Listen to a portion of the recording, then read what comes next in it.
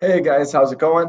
Happy Friday. Not sure if you'll be watching this on a Friday, but regardless, I'm recording it on one. I want to talk about a topic that has been near and dear to my heart the past couple of days, and that is building your company and then surrounding yourself with sound, solid, and talented people.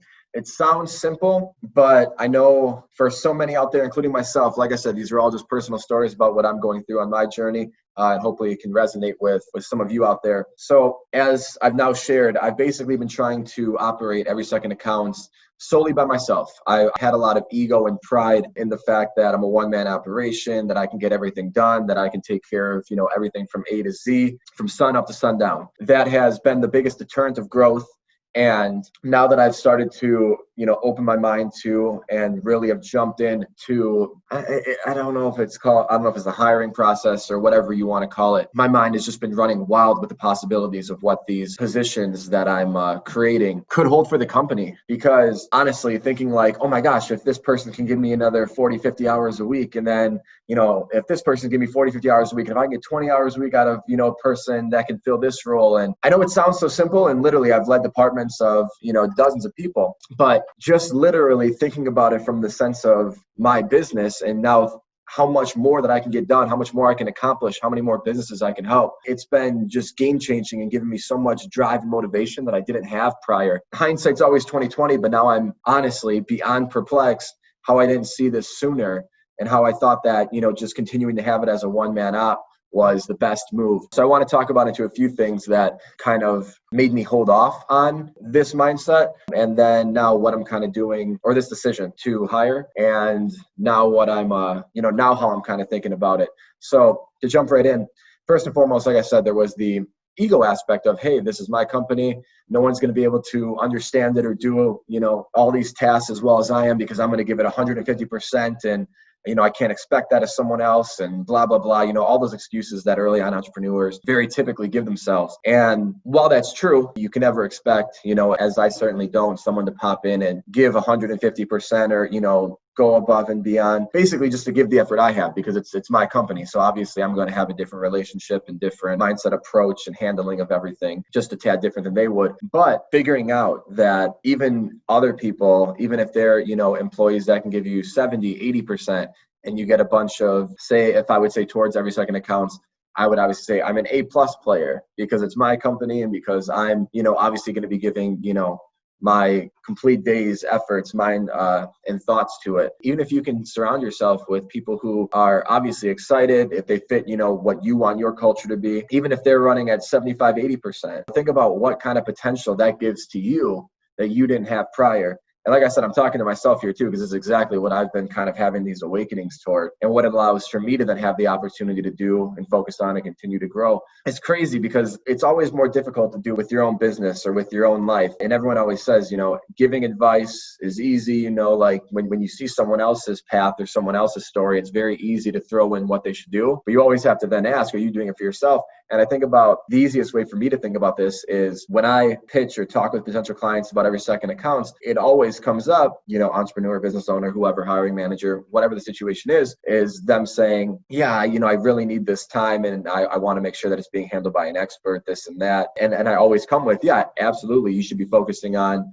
the things that you do best and the things that, are going to grow the company. And I give this advice and understand these thoughts, honestly, almost on a daily basis with other people. Never conceptualized that or never thought about it with my business, that there are other things that I should be doing or other things that I could be doing and that I should be taking that same advice and hiring within my company so that I can then focus on the growth of mine. That's what makes the world work. That's what makes the world go around. And that's how, businesses grow and that's how they operate efficiently. So yeah, I would say biggest piece of advice out of lesson one would be, get out of your own way and kind of let that ego drop and realize that if you can surround yourself with talented people, you're going to be so far and so much better off than if you try to remain that one-man op and really take everything on yourself. My hesitation number two that I had with hiring people is obviously the financial aspect of it. I'm a super finance guy. So when I think about, needing to hire someone, I was kind of in this interim space between, hey, I can take all of this work on, I can handle it. And then obviously, the bottom line is mine. And hey, if I hire people, how much work do I actually have for them today to take on where there's a direct, kind of ROI proportion. And let me explain that a bit further. And I'm just using random numbers here, not pertaining obviously just to what my situation is.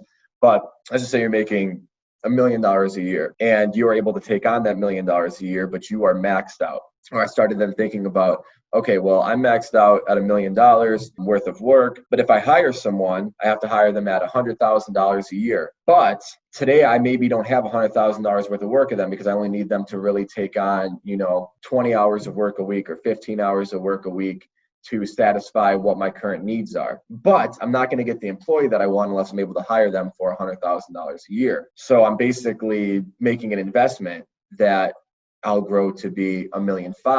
So there's going to be that, where I need to fill that person's time up. Otherwise, I'm losing money from what I'm currently making. This was a deterrent for me, like I cannot explain. The best way that I can describe it is the golden handcuffs. I know it's typically used with like 9-to-5s and not allowing for you to go into the entrepreneur world, or it's more utilized in that space. But why I consider this to be golden handcuffs is because you literally, and myself, get wrapped up in having this salary and this income that you don't want to take a risk to go below it, because it's an amount that I'm comfortable at today regardless. So I don't want to, go down and then have it not perform. It's basically like being risk averse, but really the only way that you can grow is to make that investment. It's just another form of an investment in the company, but it's at the expense of your salary. I'd like to kind of go and say, which is why I think it helps so much to be bootstrapping your personal life prior to scaling a company. Because the golden handcuffs aren't just in the form of your salary, it's also in the form of the things that you now have and the luxuries in your life that you're used to. So for me, as I've shared, I'm building a house in Arizona, you have, the cars and you have the stuff that you do day to day that you enjoy doing.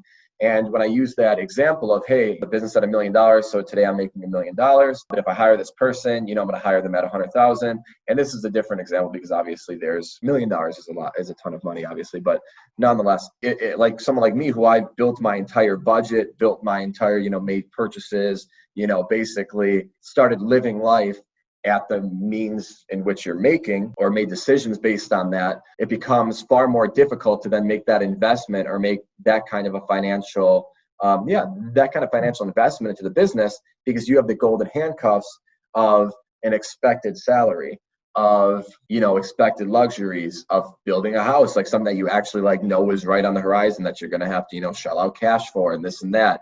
So I would say that if you're still in a position where stuff is picking up, try to keep your personal expenses to an absolute minimum. And I'm not saying that I lavishly spend the furthest thing from it, actually, which is why I'm making this decision that I am. But it's what held me up for a while. Mentally, it was another hurdle to jump over for myself. And the longer that you can hold off, this is just financial advice 101, the longer that you can hold off in life on having the fancy things, the luxury things, basically the things that majority of people will end up wasting or spending their money on. Not saying a house is an asset. There's different categorizations for everything, but I'm just saying the longer that you can hold off on needing cash, the longer that you in your personal life, not just business wise, personal life can bootstrap it, the better, because then it's a lot easier. If you're pulling in $500,000 a year and you need to hire someone that's $250,000 a year, and they're what's going to take your company to, $2 million, but you are living in a studio apartment that costs you $600 a month, $700 a month, it's very easy to make that decision because, hey, I don't have any expenses. This is just another investment in the business. But if you got the $500,000, bought a $500,000 home, that investment is now that much harder to make. And once again, as the entrepreneur, you're shooting yourself in the foot. You're being the biggest deterrent to growth that your company has. You're literally the one standing in the way. So those are my two biggest realizations throughout this process and biggest mental hurdles that I had to overcome. Just to recap, one being the ego of trying to take on everything yourself, and two, the golden handcuffs of making investments into the company because you started to build a life based on what you were making or what your current salary take home, whatever you want to call it, whatever your current pay situation is. So those have been, as I said, my two biggest hurdles to jump through. And since I've kind of hurdled over them, it has been just mentally awakening. I'm sure, and why I'm recording these is so I can see, my growth and my journey, but also, to document just my mindset and attitude towards this. And if I would have had this video even a week and a half ago, prior to really understanding and comprehending and moving forward with these things, it would have been completely different. It would have been completely different. My mindset would have been different. You would have heard a different level of energy in my voice. It was night and day. And I'm still continuing to, work out of that burnout, which is tremendous. And a lot of this is what majorly contributed to it. So now on to what I did in terms of hiring. I have not yet made the hires, but what I did is I've been giving a lot of thought into auditing my days. And I put together a spreadsheet, obviously, on where I'm spending the most time and what the value for that time is. So just an easy example is, say, bookkeeping. Bookkeeping is easiest example. Very important work, not very complex work. So when it comes down to a value add, should I be the one handling the day-to-day bookkeeping? Some accounts, yes. Bigger accounts, more complex accounts, obviously. But there are, some fairly simple and straightforward accounts. So I started looking about where my time was being allocated and where, I'm not getting the best ROI from that. And bookkeeping was one of them. So that was something that I threw on the to hire list, something I want to hire for. Looking through emails, DMs, posting to social medias. Obviously, I've been in a posting pause or whatever you want to call it because I haven't posted in months, and that's strictly because I don't have the time to do it. I have the time to, crank out these kind of videos day to day, but I don't have the time to post every day. I don't have the time to do the video editing, stuff like that. Two positions kind of came from that for me. One was an assistant. So like emails, obviously, if people email me, they're going to get a response from me. But there are emails that are super urgent. There are emails that are spam. There are going to be emails that can wait until the end of the week. And for me, I'm sitting there going through these plethora of emails every single day. I thought it'd be pretty nice if someone could categorize them based on where the importance level kind of lies on me responding. So like build out folders and stuff that say urgent, that, I need to handle this immediately. These are, just inquiries. These are ones that, and et cetera, et cetera. I don't have to bore you with that. But I thought that would be amazing because obviously my inbox is completely overwhelming and very taxed. I thought, okay, so if I can get someone to handle the emails, and like the same thing with like LinkedIn DMs, obviously I want to be the person who's responding to anyone who reaches out and inquiring about services, or more so interested in the services and wanting to chat. I'm going to be the person who you talk to. But I get a lot of, just base questions like, where do your packages start at? How do you price your products, this and that? And of course, once again, just like email, there's also a ton of spam. I thought if that person could handle, so now we're handling email and the same thing in, the LinkedIn, Instagram, Facebook, wherever, just social media DMs. If somebody go through and say, hey, and respond to all of the ones that are just asking generalized questions, that would be amazing. That would take off, a lot of time off my plate, and then just, alert me of the ones that are dire or where people want to actually discuss services. And you can kind of see where it's going, posting on LinkedIn and stuff like that, because obviously that's just, I write up the text, I record the videos, just need someone to, on a cycle post them. If there is something where you can schedule that, I haven't seen an app for it on LinkedIn. I think on Instagram and stuff, you can plan posts, maybe even somebody to set that up, because same thing. This is the, what I don't know. So all of that kind of combined, and there are other miscellaneous tasks like that. I was like, it'd be pretty nice to have like a personal assistant. Okay, cool. And like I alluded to also with the videos as well, I can record them. I'm not a video editing guy. So I'm like, cool, I would need someone to edit the videos that I'm recording, because obviously I will sometimes stutter, chop these up, and they're not, always perfect the first time through. So if somebody could kind of condense it down, get the best clips and shoot them out, that would be perfect. So this is how I kind of went through that process. How can I operate? What do I need to be doing to operate as efficiently as I can as a company? What do I need to be doing to promote growth, to service the current client base, and to keep my own life in order? And I kind of came up with these three positions to start. So that was my process, and looking what are the, actual hiring needs. And I know that that's something that I've heard often people struggle with, is like, well, I know I need to hire, whatever I'm doing today isn't working out, but what do I need? So that's exactly what I did to recap, is just, hey, what am I spending the most time on that isn't exactly value add? And just kind of plucked them off one by one and figured, what role would this be? And obviously you can make a role that's unique to your company, but the more unique the role, the more unique individual you're going to have that needs to, kind of be able to cross over. Instead of looking for three people, if you need someone to do video editing, bookkeeping, and be an assistant, well, you might either have to find a very unique individual who's a jack of all trades, or find services who can service each of those individually. And if something's not a full-time role, you can always look to hire a contractor or hire, a service out there. It doesn't always have to be an employee. I mean, shit, literally, if somebody's having this conversation and you think to yourself, I need an accountant, well, your best decision is always going to be to hire every second accountant, obviously. Sorry, shameless plug. So that was kind of my process, was, getting over the mental hurdles of hiring and then figuring out what do I actually need to hire. And now I'm kind of getting into, okay, well, who's going to fit those roles?